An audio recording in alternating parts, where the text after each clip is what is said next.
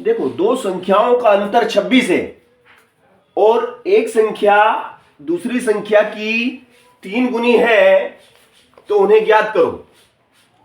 इस इबारती सवाल को हम एक चर विधि और द्विचर विधि दोनों मेथड से हल करके आपको दिखाएंगे।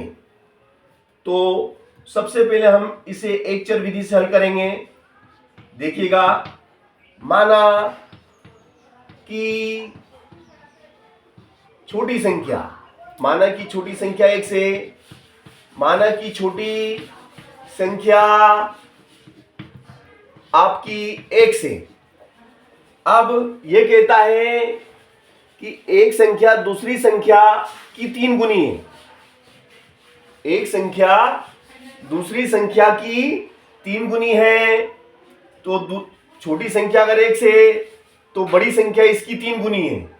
इसलिए बड़ी संख्या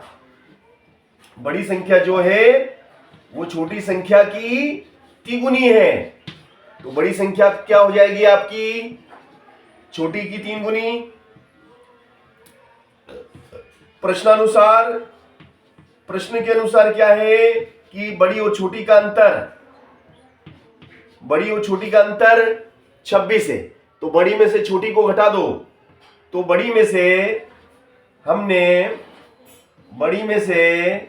बड़ी संख्या में से छोटी संख्या को घटाया तो अंतर 26 आया।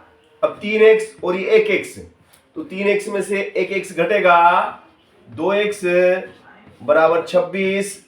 तो x बराबर 26 बटे गुणा में 2 है, बटे में आ गया, 2 से कट गया, 2 एकम 2, 2 तिया 6।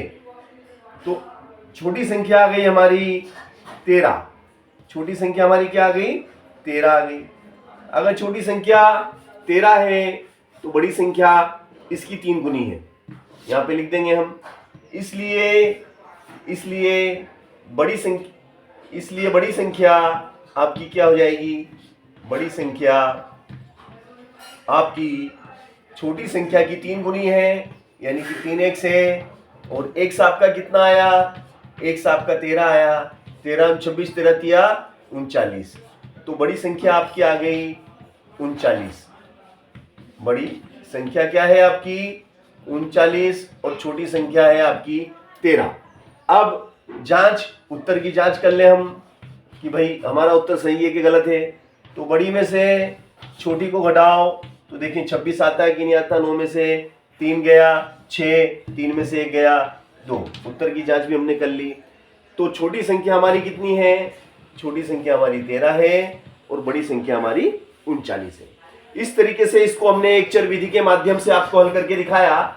अब द्विचर विधि से इसको कैसे हल किया जाए, तो द्विचर विधि भी आप देख लीजिए कि दो चर विधि में अगर इसी सवाल को हमें हल करना हो तो हम कैसे करेंगे। वेरी सिंपल, वह भी बहुत सरल है। माना की संख्याएं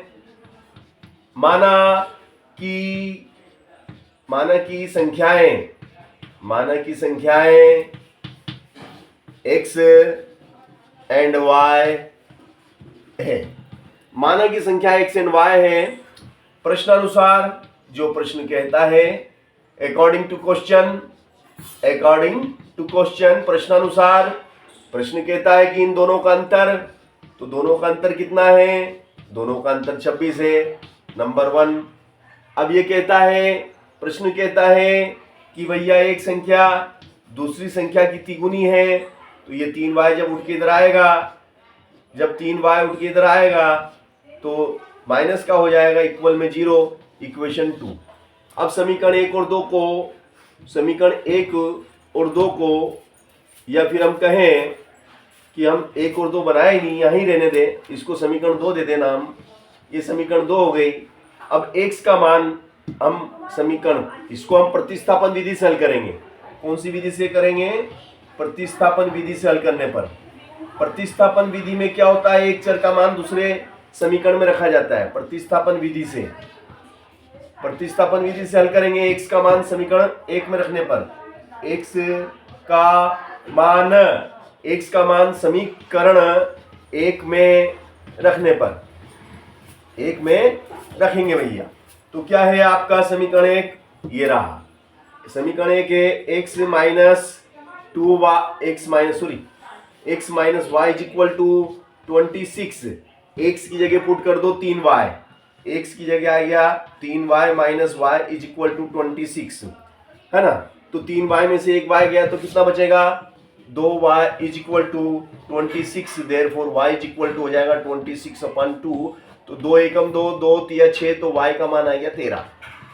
y का मान आ गया 13। अब x का मान क्या होगा, तो y का मान समीकरण y का मान आप क्या करेंगे, y का मान समीकरण 2 में पुट कर देंगे।